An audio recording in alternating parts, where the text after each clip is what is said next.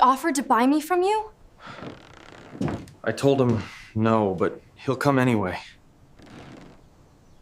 After listening, please subscribe, hit like, and leave a comment before continuing. Jacob Stoltzfus stood in the dark, staring at the silent mill wheel. It had not turned for 3 days. The great wooden structure, once full of splash and noise, now hung like a dead silhouette against the night sky. The moon silvered the wet paddles, and it felt as if the valley's very heart had stopped. Jacob held a sheet of paper, a letter from the bank. The words blurred, though he had read them for the 10th time that evening. You have 48 hours to pay an outstanding balance of $1,847. Otherwise, the property will be seized under the terms of the agreement. 48 hours. 2 days. He folded the letter and slid it into the pocket of his black frock coat. His hands trembled. Not from the cold, the September night was warm, but from fear, from the knowledge that he was losing. He stepped closer to the wheel and laid his palm on the damp wood. Under his fingers, he felt every dent, every hairline crack. He knew this wheel better than his own hands. Grandfather Jonas had built it in 1847, the same year the Stoltzfus family finally settled in Pennsylvania. He shut his eyes and saw his grandfather. Tall, long gray beard, straw hat. Jonas had stood right here, watching the wheel turn for the first time. Jacob had been a small boy then, barely 5 years old, but he remembered that day as clearly as yesterday. "Look, Jacob," his grandfather had said, resting a hand on his shoulder. "This wheel will feed your children and your children's children. If you care for it, it will never stop." But it had stopped. Jacob opened his eyes and wiped his face with his hand. Do not cry. Men do not cry, especially Amish men. The Lord sends trials, you meet them with humility. But how do you bow your head when they come to take what your grandfather built, what your father watered with his sweat, what you yourself passed to your sons as you taught them to grind grain and repair the stones? He walked to the mill door. He opened it, the hinges squealed in the hush. Inside it smelled of flour and old wood. He had known that smell all his life. He stepped in and lit a kerosene lamp. Its dim glow pulled the heavy grindstones, the sacks of grain, the timbered rafters out of the dark. His father had died here 10 years ago. He fell beside these very stones. His heart gave out. Jacob found him in the morning when he came to open the mill. His father lay on the floor, face to the stone, as if even in death he wanted to stay close to his work. "Father, why did you leave?" Jacob whispered into the emptiness. "You would know what to do. You would not let them take our mill." But his father was gone. There was only Jacob and this cursed paper in his pocket that weighed more than all the stones together. He walked the mill slowly, touching everything: the sacks, the wooden levers, the ropes that worked the gates. Every object had a story. He and his father replaced that beam when it was 18 years old. Over there, his son Amos first poured grain into the hopper by himself. He was 7 then, and so proud. On that wall, his daughter Rebecca had chalked a flower when she was very small. The drawing had long since faded, but Jacob knew exactly where it had been. A mill was not just a business. It was memory. It was a root. It was what held a family together. He snuffed the lamp and stepped outside. He looked toward the house, no lights there either. The children were asleep. 4 sons and 2 daughters. Sarah was surely awake, but kept the lamps dark. She was praying. He knew it. Jacob went back to the house quietly so as not to wake anyone. He came in through the kitchen. Sarah sat at the table in the dark, hands folded. She did not raise her head when he entered. "You will go to them," she said softly. It was not a question. "I must," Jacob replied. "I told you. 2 years ago I told you. Do not take money from the English. Do not tie yourself to their banks. The Lord will provide a way." "The Lord gave us a mill, Sarah, and he gave me sense to care for it. The stones broke. We needed new ones. Where was I to get $600? From the community, Bishop Amos would have given. Bishop Amos is barely getting by himself. The depression is killing everyone, not just us." Sarah finally lifted her head. Her face was in shadow. but he saw the shine in her eyes. What do you want from them now? More money? Jacob, they are taking the mill. That is the Lord's will. Accept it. No, he said firmly. That is not the Lord's will. That is their greed. Bankers are not men, they are predators. I will not hand them what my grandfather built. And what will you do? Ask for a delay? They will refuse. Ask to lower the interest? They will refuse. You have no money, Jacob. We have nothing. He said nothing. She was right, but he could not just stand and watch his life come apart. I will try, he said at last. Maybe they will give another month. The corn harvest is in 3 weeks. We will sell it, that is something. Do you know the price of corn now? Sarah's voice sharpened. Half of what it was 3 years ago. Even if you sell the entire harvest, it will not cover half the debt. Jacob clenched his jaw. Then I will find another way, but I will not give up. Sarah stood and came to him. She set her hand on his chest right where the letter lay. Pride, she whispered. It is pride, Jacob. You will not let go of the mill because you fear looking weak before the community, because you fear their judgment. But the Lord says, the meek shall inherit the earth, not the proud. He stepped back. This is not pride, it is duty. Is duty to the dead greater than duty to the living? Her gaze hurt. The children go to bed hungry, Jacob. Rebecca is sewing the same dress for the 4th time because we cannot buy another. And you think of the mill. The mill feeds us, he blurted. Fed us, she corrected quietly. It fed us once. Now it takes what little we have left. Jacob found no answer. He turned and left. In the hall, he took his black hat and cloak. He opened the door. The night met him with a cool wind. Jacob, Sarah called behind him. Do not go in the night. Wait for morning. Morning will steal another hour from the 48 we have left, he said without looking back. The bishop will not approve.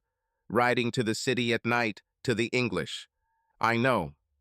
He stepped onto the porch. Moonlight washed the yard, the barn, the road. Everything felt unreal, like a dream he could not wake from. Jacob crossed to the barn. The horse, Samson, stood drowsing in his stall. Hearing footsteps, he lifted his head and nickered softly. Jacob stroked his neck. I am sorry, friend. We have to go. He hitched the horse to the buggy quickly, out of habit. His hands did the work on their own. How many times had he done this? Thousands. He led Samson out, climbed into the buggy, and took up the reins. He looked back at the house one last time. No light in the window. Sarah did not come to say goodbye. He had not expected her to. A click of the reins, and the horse moved. The buggy wheels squeaked on the stones. They rolled out to the road. Moonlight lay in silver patches on the dust. Ahead, beyond the low hills, lay the city of Lancaster, where the banks were, where the English were, and perhaps where the last chance was. He did not look back. The mill stayed behind in the dark, its wheels stopped, its stones silent. He would bring it to life again. He had to. What would he say to his grandfather when they met in the next world that he simply gave up? The buggy rattled down the country road into the night, and Jacob Stoltzfus broke every rule of his community and did not care. He reached Lancaster at dawn. The city was just waking. First automobiles rumbled along the streets. Shop windows began to glow. He passed electric lamps still burning yellow, houses with large windows and brick facades. Everything here was foreign, loud, restless. Samson whickered uneasily. The city spooked him too. Jacob rubbed his neck. Easy, boy. We will go home soon. The bank stood at the center, on the corner of Main Street and 3rd Avenue. A vast white marble building with columns rising to the 3rd floor.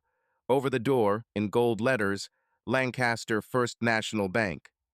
Jacob pulled up at the hitching rail, climbed down, and tied Samson. He patted him again. Wait for me. He stood before the entrance for a moment. The doors were heavy oak with brass handles made, it seemed, to frighten ordinary people from opening them. He took off his hat, ran a hand through his hair, set the hat back on, and pushed the door. Inside it was like a church.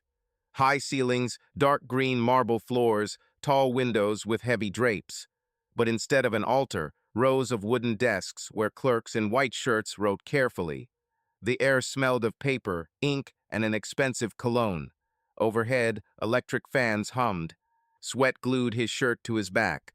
He looked like a scarecrow here, black frock coat, straw hat, beard without a mustache. Anyone who saw him knew at once, Amish, an outsider. A young clerk at the nearest desk glanced up, then back to his papers indifferent. Jacob approached him. "Good morning. I need to see Mr. Westfall."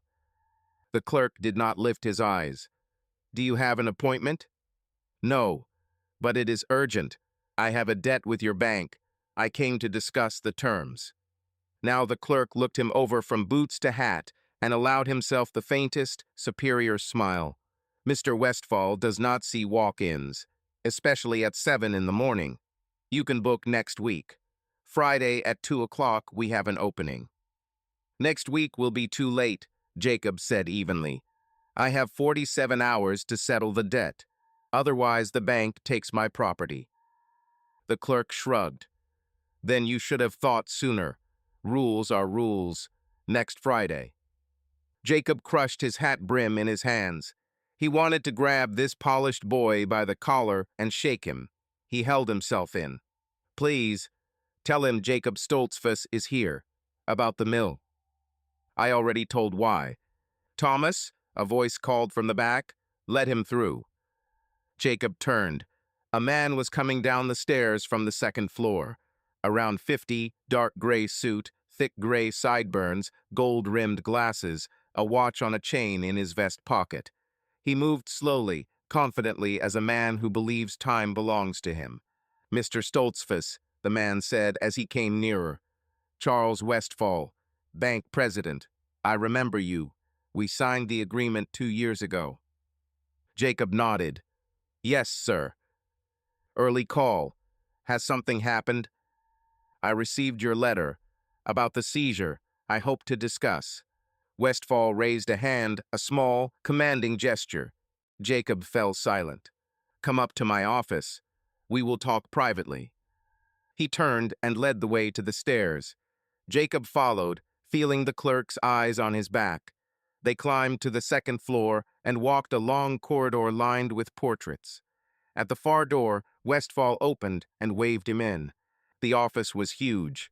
Dark wood paneling, a big window over the street, a red mahogany desk, a leather chair. On the walls, county maps, framed diplomas, and another portrait likely a former bank president. "Sit," Westfall said, pointing to the chair before the desk. Jacob sat. Westfall circled behind the desk, took a folder from a drawer, and opened it.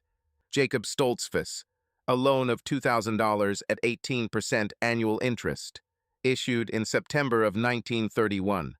Collateral, the mill and 40 acres by Perkins Creek. Correct? "Yes, sir." "First payment late by 2 months, second late by 3, third unpaid. Current balance with interest, $1,847. Westfall looked up. "Have you come to say you have the money?" Jacob swallowed. "No, sir, I do not, but I would like to ask for a delay. 1 more month. The corn harvest." "Corn sells now at 15 cents a bushel," Westfall cut in. "Even if you bring in 100 bushels per acre, which is impossible this year, you would have $600, not even half. I will make up the rest. I will sell livestock. Livestock is worth nothing. The Depression has killed prices on everything." Westfall closed the folder. "Mr. Stoltzfus, let us speak plainly. You have no money. You will have none in a month or 2. You cannot repay this loan." Jacob's fists tightened on his knees. "The mill used to earn good money until the stones broke. I fixed them, but it took our savings. If you give me a little more time." "You borrowed to fix the stones," Westfall interrupted again. "You spent that money, but the mill has not earned for a year. Why? Because no one grinds flour. Prices have collapsed. People eat the grain itself boiled, soaked. A mill is not needed." "This is temporary. The depression will end, perhaps in 10 years. Westfall took another document from the folder. Here is the agreement you signed. Clause 7. In case of default, the bank may seize collateral without court proceedings. You read this when you signed? Jacob was silent. He had read it. Bishop Amos had warned him, do not sign anything that lets the English take your land without a court. He had not listened. He thought he would pay it off in time. I was sure I could manage, he said quietly. Confidence is not cash. Westfall slipped the document back. I am sorry, Mr. Stoltzfus. Truly, you seem an honest man. But business is business. If I extend grace to everyone who cannot pay, this bank fails. Then no one gets loans at all. This mill was built by my grandfather, Jacob said, voice shaking. He died there. My father died there. It is all I have. Westfall paused, then opened a drawer, pulled a blank sheet, dipped a pen, and began to write. I can offer you this, he said without looking up. A new loan, $2,000. You clear the old debt and keep some cash for expenses. Interest at 22%. Term of 3 years. Jacob stared, numb. But I cannot pay the old, which is why the rate is higher, greater risk. Westfall finished writing and raised his eyes. This is all I can do. Either you take the new loan, or tomorrow the sheriff comes to seize the mill. Choose. This is madness. I will sink deeper into debt. Perhaps, but you will have time to find a way out. 3 years is a long time. Perhaps the depression ends. Perhaps you find a buyer. You sell for a good price, pay the bank, and have something left. He slid the paper across the desk. Without this, you lose the mill tomorrow. With it, you have a chance. Jacob took the paper and read, 22%. That meant nearly $500 a year in interest. Madness. Bondage. But the alternative was to lose the mill now. I need to think. You have 20 minutes, Westfall said. I have another meeting at 8. Sign now, or the offer is withdrawn. At that moment, the door opened. A young man stepped in around 25, light suit, neatly combed dark hair. Tall, trim, a confident stride. A handsome face made unpleasant by something, perhaps the narrow mouth or the cold eyes. Forgive me, father, he said. I did not know you had a meeting. It is fine, William. Come in. Westfall nodded toward Jacob. Mr. Stoltzfus, owner of the mill on Perkins Creek. We are discussing terms for a new loan. William looked Jacob over the beard, the black frock coat, the straw hat on his knees, and smiled faintly. Amish, he said, I rarely see you in the bank. Jacob nodded without speaking. Something about the young man put him on edge. Not aggression, not arrogance, something else. As if he saw Jacob not as a person, but as an object, a thing. William works with me, Westfall explained, learning the business. He will inherit this bank one day. He turned back to Jacob. Well, Mr. Stoltzfus, will you sign?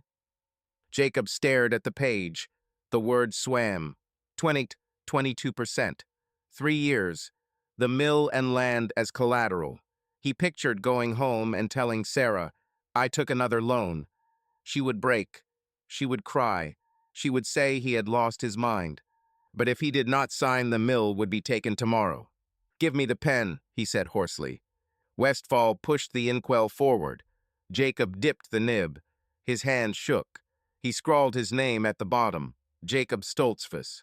Excellent, Westfall said, taking the paper and sliding it into the folder. You can collect the funds at the teller in half an hour. Thomas will prepare the paperwork. Glad to help, Mr. Stoltzfus. Jacob stood. His legs felt hollow. He left the office without looking back. In the corridor, he stopped, leaned against the wall, and struggled to breathe. What had he just done? He had sold himself, sold his family. He had not surrendered the mill today, but in 3 years, and the end would be the same. He would not be able to pay. He knew it. Westfall knew it, and still he signed. Mr. Stoltzfus. Jacob jerked his head up. William Westfall stood nearby, shoulder to the doorframe, studying him with that same cool curiosity. "Are you unwell?" "No, I am fine." "You do not look fine." William stepped closer. "I admire you, Amish. You cling to your ways while the world changes. It takes strength. Or foolishness. I have not decided which." Jacob said nothing. William's smile widened. "This mill, does it truly matter that much to you?" "Yes. Even if it takes the last thing you have, even if your family goes hungry for it." "How do you know about my family?" "I review credit files. It is my job." William folded his arms. "You have 6 children, wife Sarah, 40 acres, 2 oxen, 4 cows, a few pigs, a small holding. The mill is the one thing that makes you a little richer than your neighbors." "True." Jacob's jaw tightened. "I need to go." "Of course." William stepped aside. "By the way, if you ever need additional help, you may come to me directly. I am younger, more flexible than my father. We can find unusual solutions." He winked. Jacob headed for the stairs without answering, feeling William's eyes on his back until he turned the corner. He drove home slowly. The money, $2,000 in an envelope, lay in his inner pocket, heavy as a stone.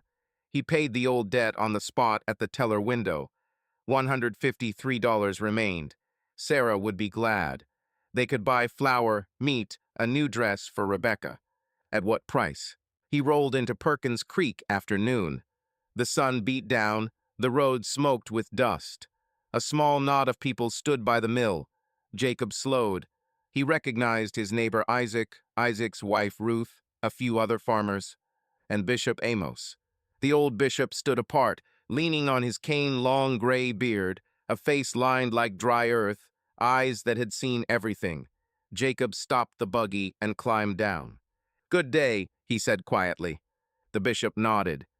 "Jacob, Sarah said you rode to the bank at night." "Yes." "You know the rules. Do not deal with the English more than necessary. Do not take their money. Do not bind yourself to their laws." "I know, Bishop." "And yet you went."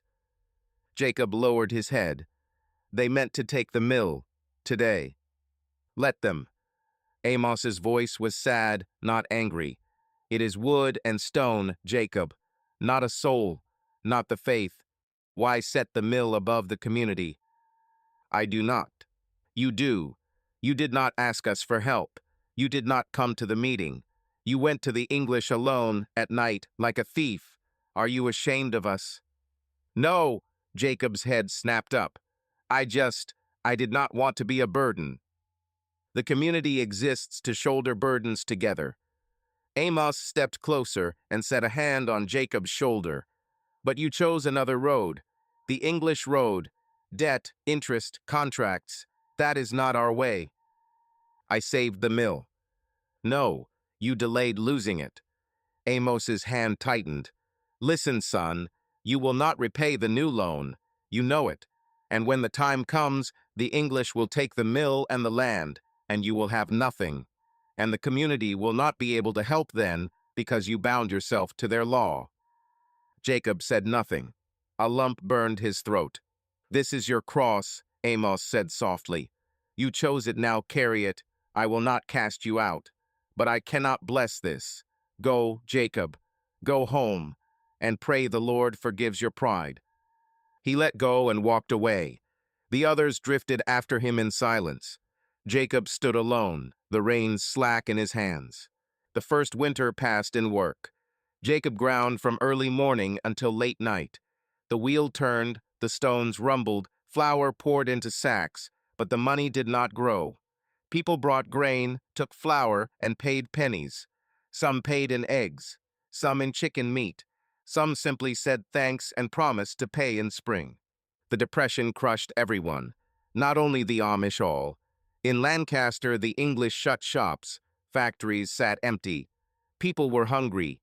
And a hungry man does not buy flour, he eats the grain itself, boiled or soaked. A mill was not needed. But Jacob would not give up. He ground even when there were no orders. He ground ahead of time and stacked sacks in the storeroom. "Spring will come, people will bake again," he told Sarah. She kept silent, but her eyes said, "You are losing your wits." The community helped. Isaac came every Saturday to mend the roof. Abram brought his boys, they hauled firewood for drying grain. The women baked bread for the Stoltzfus family because Sarah could no longer keep up. She tended the garden, the children, the stock. The community did not abandon its own, even as Bishop Amos looked upon Jacob with sorrow. Spring of 1932 brought rain hard and long. The creek flooded, water swamped the undershot wheel. They had to stop for 2 weeks to clean the mechanism and dry the wood. Jacob lost several jobs. People went to the neighboring mill 15 miles away. Most never came back. In May, the first payment on the new loan fell due, $150. Jacob scraped together everything he had, $73. He sold 2 pigs and 2 cows. That brought another $40. He still lacked $37. He rode to the bank. Charles Westfall saw him without an appointment, listened, and nodded. "Fine. You have 1 month's grace. In June, you pay double. Interest accrues on the overdue amount. Understood?" "Yes, sir." "Do not let me down, Mr. Stoltzfus. This is the last favor." Jacob drove home relieved, and it lasted only a little while. The month flew. In June, he again fell short. He rode to the bank again. Westfall granted another delay, his face colder now. "This is the last time," he said. The summer scorched. Corn burned on the stalks. Jacob hauled water by hand, bucket after bucket from the creek. His sons helped Amos, 12 years old, and Jonas, 10. They worked to exhaustion, fell asleep in their clothes, woke at first light, and went back out. Rebecca, 16, tended the younger children, cooked, washed. She grew into a young woman before his eyes, her face sterner, her hands rough from work. She often came to the mill to help. She poured grain into the hopper, stitched up flour sacks, kept the ledger. Jacob thanked God for her. Without Rebecca, he would not have managed.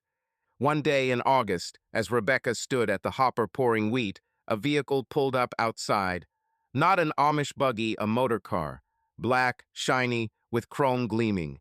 Jacob stepped out, wiping his hands on his apron. William Westfall climbed from the automobile. "Good day, Mr. Stoltzfus," he said, smiling.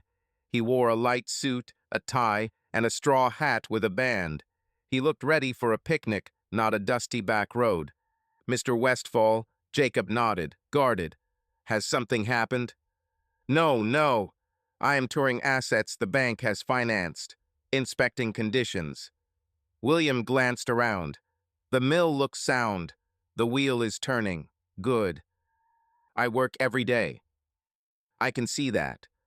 William stepped toward the door and peered inside. He saw Rebecca, back to them, shaking the last grain from a sack. "And who is that?" "My daughter, Rebecca." "She helps you?" "Yes." William took a step into the doorway. Jacob instinctively moved, blocking the way. "May I come in?" William asked, smiling wider. "I want to see how a mill works. I have never watched up close." "It is dusty and loud, not a place for city folk," William laughed. "Do not worry. I am not afraid of a little dirt." He walked in without waiting for permission. Jacob followed, fists knotted in his pockets. Rebecca turned at the sound of footsteps. She saw a stranger and flinched back a pace. Jacob reached her quickly. "This is Mr. Westfall." From the bank, he came to inspect the mill. "Ah, I understand," Rebecca nodded. She lowered her eyes, as an Amish girl should in front of an unfamiliar man. William looked at her for a long time. Too long. Jacob felt himself tense. Something in that gaze was wrong. Not insulting, not crude, but greedy. As if William had spotted something valuable and was already calculating how to claim it. "How old are you, Miss Rebecca?" William asked. 16, she answered quietly, without raising her eyes. 16, a wonderful age. He turned to Jacob. "You have taught her good work. Not every girl knows how to handle a mill." She helps as much as she can. Jacob took Rebecca by the shoulder and gently urged her toward the door. Rebecca, go on home. Your mother is waiting. The girl nodded and slipped out. William followed her with his eyes, then turned back to the millstones. He tapped the stone with his fingertip. Not bad work. How much can the mill grind in a day? Depends on the grain. About 100 bushels. And how many orders do you have now? Jacob hesitated. 20, maybe. 20, William repeated. He smiled, but there was no warmth in his eyes. So the mill is running at a fifth of its capacity. That is a problem, Mr. Stoltzfus. The bank extended you credit expecting the business to grow. It is barely breathing. The depression is killing everyone, not just me. That is no excuse. William wiped his hands with a handkerchief he took from his pocket. But I do not want to frighten you. Just a reminder, the June payment is past due. My father granted a grace period, but patience is not endless. I know. I work day and night. And that is admirable. But work without results is wasted work. William headed for the exit and paused on the threshold. He turned. By the way, your daughter, is she married? Jacob went rigid. No. Engaged? No, but she is still young. 16 is a fine age for marriage, at least in your community. William set his hat on and adjusted it. Among us English, it used to be that way too. Now girls wait until 20, even longer. Foolishness, if you ask me. Youth is the best thing a woman has. Jacob found nothing to say. William smiled, stepped into the yard, climbed into the automobile, and started the engine. The loud growls sent the chickens scattering. William waved and drove off, leaving a cloud of dust behind. Jacob stood by the mill, watching the car disappear. An unpleasant feeling twisted in his gut, as if something dark and slick had slithered past him, brushed against him, and vanished but left a trace. He went back to work. All day he could not shake the image of William's gaze on Rebecca. Predatory, dangerous. William began visiting more often, once every 2 weeks, sometimes more, always under the pretext of checking on the investment. He walked the mill, asked questions, jotted notes in a pocket notebook.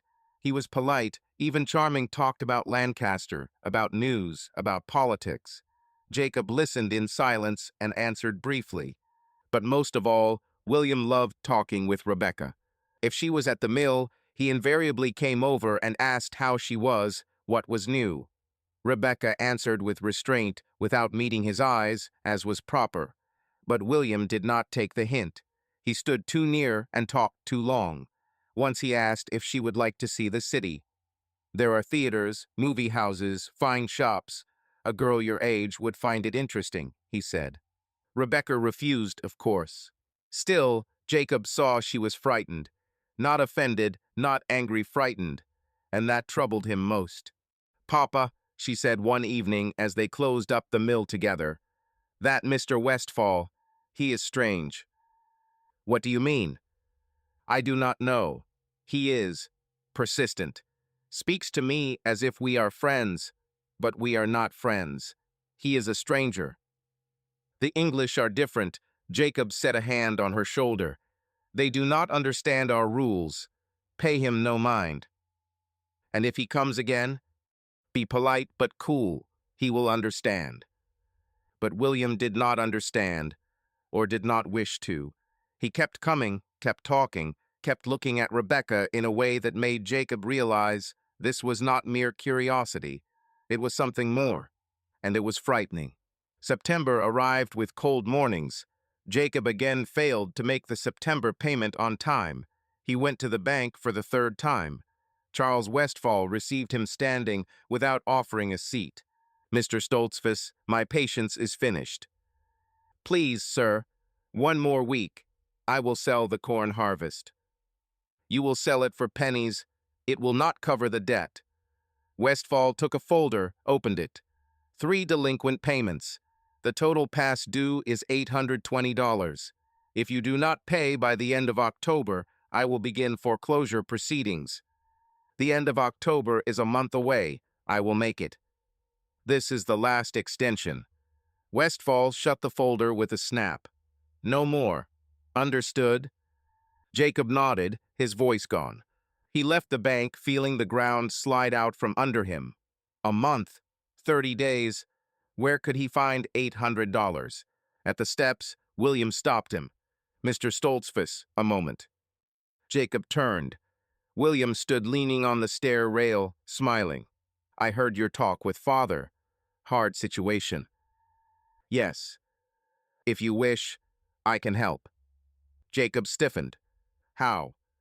I will talk to father, convince him to grant another extension, or lower the interest, something like that. William stepped closer. But I need to know you truly mean to save the mill, that you are ready to do whatever it takes. I am ready to work day and night. Work is good. Sometimes it takes something more. William shrugged. Think on it, and if you change your mind, you can always find me. He walked away, leaving Jacob on the steps with a stone in his chest. Something more. What did he mean? Jacob did not want to know the answer. August of 1933 was the hottest in the last 10 years. The sun scorched until the ground cracked, and the brook by the mill ran at half its usual depth. The wheel barely turned. There was not enough water. Jacob hauled it by the bucket from the river a mile away, but it was a drop in the ocean. Orders were nearly gone. People ate what they grew. Bread had become a luxury. Flour unnecessary. Jacob missed the July payment. He missed August too. That made 3 in a row. He did not go to the bank. He knew what they would say. He simply waited. Waited for a letter, for the sheriff, for the end. The letter came on the 25th of August. Brief and blunt. Foreclosure is set for September 2nd, 1933. The sheriff will arrive at 9 in the morning. The property will be inventoried and transferred to the bank pursuant to the agreement. Jacob read it aloud to Sarah. She sat at the table peeling potatoes. Her hands did not tremble. The knife did not pause. So it is over, she said quietly. Yes. Are you satisfied? He did not answer. What could he say? That he had fought, that he had tried. All of it was true and useless. If the result was the same, they were losing everything. The next day, the 26th, an automobile pulled up to the mill.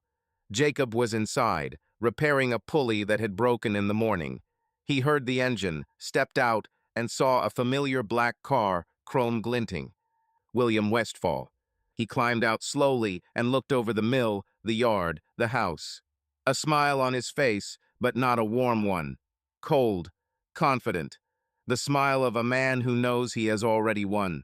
Good day, Mr. Stoltzfus, William said as he came closer. Jacob wiped his hands on his apron and did not return the greeting. What do you want? To talk. In private. William glanced at the house. Is your family home? Yes. Then perhaps we will go into the mill? Quieter there. Jacob wanted to refuse, but something in William's tone made him nod. They went inside. William closed the door behind him, circled the millstones, and stopped by the window. He stared out for a while without speaking. Jacob waited. Father sent you a letter, William said at last without turning. I received it. On September 2nd, the sheriff will take the mill. You understand? I do. And what do you plan to do? Jacob clenched his fists. Nothing. I have no money, no options. There is one option. William turned. He looked Jacob straight in the eyes without blinking. I can clear your debt to my father. Entirely. The mill remains yours. The land remains yours. No foreclosure. Jacob froze. Why would you do that? Because I want something in return. William stepped closer and stopped a pace away. Your daughter, Rebecca, I want her to become my wife. Silence. Jacob could hear his own heartbeat, William's breath, a crow cawing somewhere outside. What? He rasped. You heard me. William smiled. I clear the debt $820. The mill is yours. The land is yours. One condition, Rebecca marries me. Fair bargain. Jacob stepped back. Then another step. His back touched the millstone cold, hard. You are insane. No. Practical. William folded his arms. Look at the facts, Mr. Stoltzfus. You are bankrupt. In a week you will have nothing. No mill, no land. Your family on the road. What then? Hire yourself out to neighbors. Beg alms from your community. The community will help. The community? William laughed. Those same people who see you as a failure, who whisper that you dealt with the English and got what you deserved. Yes, they will give you bread, out of pity, and you will live under that pity like a yoke around your neck. Jacob said nothing. Every word of William's was true, and that made it hurt worse. Now look at my offer, William went on evenly. Rebecca marries me. She moves to Lancaster, lives in a fine house, wears fine clothes, eats good food. No field work, no hauling buckets. She will live like a lady, and you keep the mill, the land, your dignity. Everyone wins. Except Rebecca, Jacob blurted. Why except? William raised a brow. I am an educated man. I have money and standing. I am no drunk, no thief. Many girls would dream of such a husband. Your daughter will have a life she never imagined. She is Amish. You are English. It is impossible. She can join us. People leave the community all the time, start new lives. William shrugged. Or do you imagine she is so saintly she would never step away from her faith? Believe me, Mr. Stoltzfus, I have seen how she looks when I talk about the city. There is curiosity in her eyes. She wants more. She is just afraid to admit it. Jacob took a sharp step forward, grabbed William by the lapels, and shoved him against the wall. Silence, he hissed. Do not dare speak of my daughter. William did not flinch. He smiled wider. There it is. The true face, anger, pride, violence. And you claim the Amish are peaceful. He calmly removed Jacob's hands and eased him back. Do not lay hands on me, Mr. Stoltzfus. I only offered a bargain. You are free to refuse. That is your right. Jacob was breathing hard. His hands trembled. We do not sell our children. This is not a sale. It is marriage. William smoothed his jacket. But if it is easier for you to call it refusing, fine. Refuse. On September 2nd, the mill will be mine, and you will have nothing. He walked toward the door. Jacob stood frozen. William stepped into the doorway, into the yard, paused, and turned. By the way, he said softly, in a week the mill will be mine either way, but I will have Rebecca all the same. A chill ran down Jacob's spine. What did you say? You heard me. William smiled, but there was nothing human in his eyes, only cold certainty. When you are bankrupt, she will have nothing. No home, no prospects. How long do you think she will last? A month? 2. Then she will come to me on her own. Ask me for help, and I will help. On my terms, not as a wife something less. Jacob lunged. William sprang back and darted into the yard, laughing. Do not, Mr. Stoltzfus. If you strike me, I will summon the sheriff. You will land in jail, and then Rebecca will surely be alone. Jacob halted on the threshold. His chest heaved, vision darkening at the edges. William slid into the automobile and started the engine. He stuck his head out the window. Think on my offer, he shouted. You have 5 days. If you change your mind, come to the bank. I will be waiting. The car pulled away, leaving dust and the hot stink of gasoline. Jacob stood by the mill, watching it go. His fists were clenched so tight his nails cut his palms and drew blood. A window opened in the house. Sarah looked out. Jacob, what happened? Who was that? He did not answer. He turned back into the mill, shut the door, sank to the floor with his back to the millstone, and covered his face with his hands. 5 days to foreclosure. Jacob did not tell Sarah about William's offer. He could not. The very thought made him sick. Sell a daughter for a mill? What kind of man, what kind of father could do such a thing? Yet every night, sleepless, he thought. He thought about what would happen on September 2nd. The sheriff would come, inventory the property, and set the family out on the road. Where would they go? To Isaac's? To someone in the community? Live on charity, nodding and thanking for every loaf of bread? And Rebecca, what would become of her? 16, pretty, hard-working. The young men would court her, but who would want the daughter of a failure, a bankrupt debtor? She would be a burden to a husband and his family, an eternal reproach. Your father lost the mill. Maybe William was right. Maybe she truly would have a better life in the city. A good house, good clothes, good food. Jacob gripped his pillow and hated himself for thinking it. That was not a way out. That was betrayal of his daughter, of himself, of his faith, of everything he believed. Sarah saw something was wrong. She always did. You do not eat, she said at supper on the third day. You do not sleep. What is it? Nothing. Jacob, do not lie to me. I have been your wife for 30 years. I can see. He set the spoon down.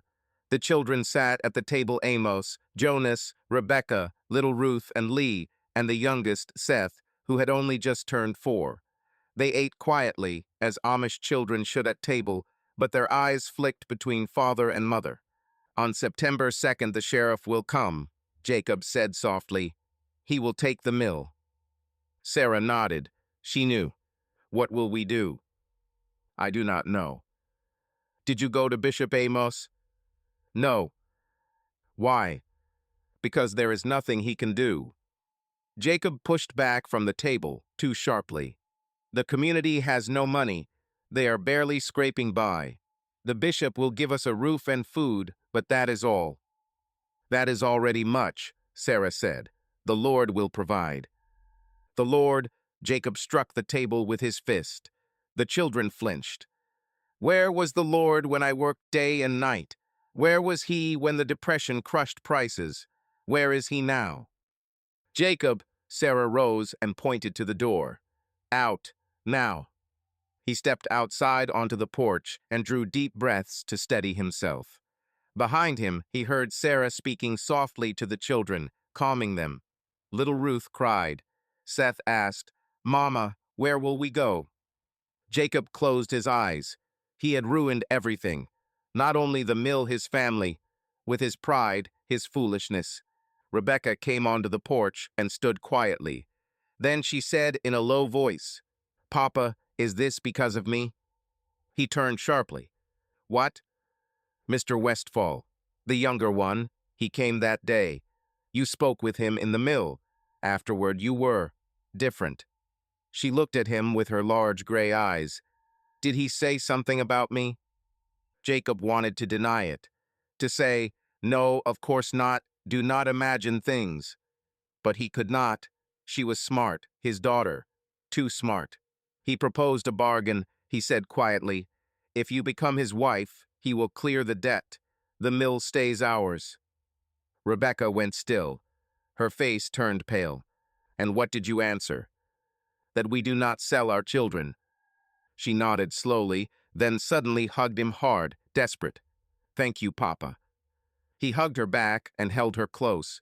She felt so small, though she was nearly grown. He remembered holding her when she was born. Tiny, red, shrieking loud. Sarah had laughed through tears. She has your temper. Forgive me, he whispered. Forgive me for failing to protect you, to protect us. You did all you could, she said, stepping back and wiping her eyes. The Lord will decide the rest. She went inside.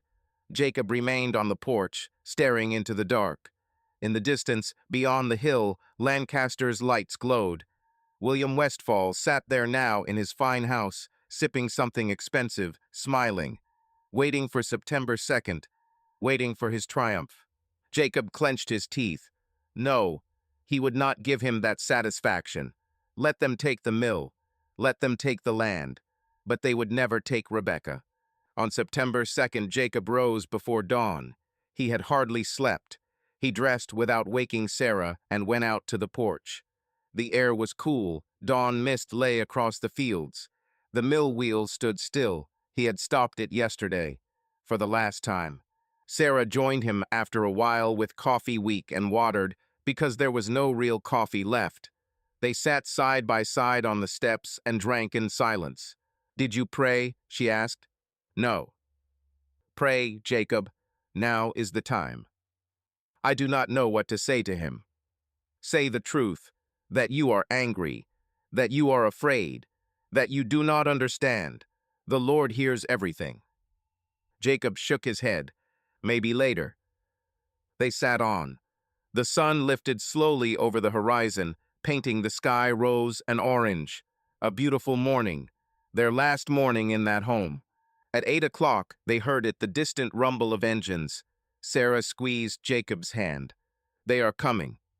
The children came out one by one. Rebecca held little Seth on her hip.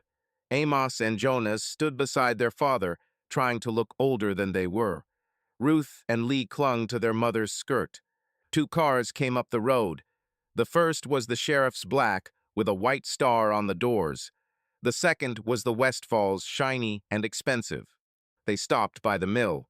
Out stepped the sheriff, a heavy man of about 50 in a brown uniform with a star on his chest.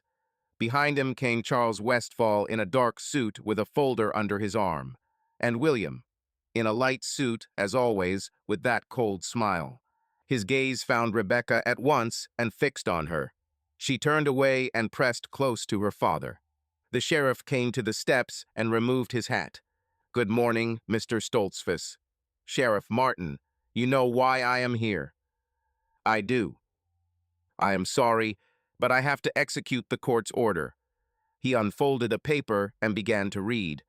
"By order of the Lancaster County Court, dated the 28th of August, 1933, the property of Jacob Stoltzfus is hereby foreclosed to the benefit of First National Bank as satisfaction of a debt in the amount of—" "Enough," Jacob cut in. "I know. Do what you must." The sheriff nodded. Charles Westfall stepped up onto the porch and looked down at Jacob with superiority. "I warned you, Mr. Stoltzfus, 2 years ago. Do not borrow if you are not sure you can repay. You did not listen." He opened the folder. The mill, 40 acres of land, the buildings, the livestock, all transferred to the bank. You have 2 hours to gather personal effects and vacate the premises. Sarah began to weep quietly. The children stood, not fully grasping what was happening. William stepped too close to Rebecca. She backed away. "Miss Rebecca," he said softly, "my offer still stands. If you wish—" "Step away from her," Jacob cut him off. "Or what?" William smiled. "Strike me, in front of the sheriff? Do try." At that moment, people began appearing over the rise. Many people. Buggies, wagons, on foot. The Amish. The entire community. They came in silence, a solemn procession, black coats and straw hats, dark dresses and white bonnets. Charles Westfall turned, unsettled. "What is this?" The sheriff stared too. "I do not know, as long as they are peaceful." The people stopped in front of the house. Jacob knew them all: Isaac, Abram, old Samuel, Bishop Amos, and in the first row Enoch Mueller. Enoch was the oldest farmer in the county. He was 82, yet stood straight as a young man, tall and lean, with a long white beard and eyes that saw through a person. He was the wealthiest Amishman in the county, 500 acres, dozens of head of cattle, but he always lived simply as he should. Enoch stepped through the crowd and stopped before the sheriff. He held a leather bag, old, scuffed, heavy. "Good morning, Sheriff Martin," he said calmly. "Good morning, Mr. Mueller. Has something happened?" "No. I have come to settle the matter." Enoch turned to Charles Westfall. "You want money for the mill?" Westfall narrowed his eyes. "Mr. Stoltzfus's debt is $820, but the mill and land are worth more. We have valued them at $2,000. $2,000, Enoch said with a nod. He opened the bag. Inside were stacks of bills. Many stacks. "Here are $2,000, cash. Count it if you wish."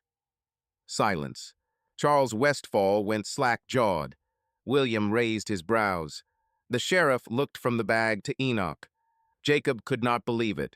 $2,000? From where? Enoch held out the bag to Westfall. This is from the community. We are buying the mill. Westfall took it slowly, opened it, and looked inside. He began to count. William stepped up to peer in as well. Charles's face gradually reddened. There are indeed 2,000 here, he muttered. I do not lie, Mr. Westfall. Enoch took a paper from his pocket. Here is a receipt. The Perkins Creek community purchases the mill and land of Jacob Stoltzfus for $2,000. Kindly sign. Westfall looked at the paper, then at the money. His face wrestled greed against anger. Greed won. Fine. He took the pen Enoch offered and signed. The mill is yours. Enoch folded the paper and slid it into his pocket. He turned to Jacob. Jacob Stoltzfus, he said loudly so all could hear. The mill now belongs to the community, not to you, not to your family, to the community. Do you understand? Jacob nodded, speechless. His throat was tight. You will work the mill, Enoch continued, but you will grind grain for everyone, for the community, for those in need, not for profit, for service, as you ought to have done from the start. He stepped closer and laid a hand on Jacob's shoulder. You thought the mill was yours, that you had the right to decide alone. But we are a community. We carry everything together. When you forgot that, the community reminded you. Jacob lowered his head. Tears ran down his cheeks, and he felt no shame for them. Thank you, he croaked. Thank you. Enoch smiled warm, fatherly. Thank the Lord. He does not abandon his children, even when they wander. Charles Westfall tucked the bag under his arm and headed for the car. His face was grim, his lips thin. He had lost. For the first time in many years, he had lost. William remained where he was, staring at Rebecca. She stood beside her father, holding his hand. She looked at William calmly, without fear. You are lucky, Miss Stoltzfus, William said softly. This time. Go, Mr. Westfall, she answered just as softly but firmly. You are not welcome here. He smiled, but there was no warmth, only cold anger. He turned, walked to the car, and climbed in. His father started the engine. They drove off, leaving dust behind. The sheriff sighed. Well then, the matter is closed. He shook Enoch's hand. Congratulations, Mr. Mueller. You are now the owner of the mill. No, Enoch said. The owner is the community. I am only an old man who helped. The sheriff smiled, got in his car, and left as well. The community stayed. People came to Jacob, shook his hand, embraced him. The women held Sarah, patted the children's heads. Bishop Amos came last. Jacob, he said quietly, have you learned the lesson? Yes, Bishop. What is it? Jacob looked at the mill. The wheel stood still, but he knew tomorrow it would turn again. Not for him, not for profit, for the community. I thought the mill was mine, that I had the right to run it, to decide, to fight for it. I was wrong. He turned to Amos. What saved me was not the pride of ownership. What saved me was submission, submission to the community. Amos nodded. Remember that, always. Evening came. People dispersed. Jacob sat on the porch holding Sarah's hand. The children ran laughing in the yard for the first time in many days. Rebecca sat on the steps and gazed at the mill. Papa, she said softly, did you truly refuse him for my sake? Yes. Even knowing you would lose the mill? Yes. She came to him and hugged him tightly. I love you, Papa. I love you too, daughter. I do. The mill wheels stood in the dark, waiting for morning, waiting for a new beginning. Not for one man for all, because that was right. It had always been right. And Jacob Stoltzfus finally understood it. Hit like, and don't forget to subscribe. The next story will be even more intense. But if you are under 18, don't even think about clicking next.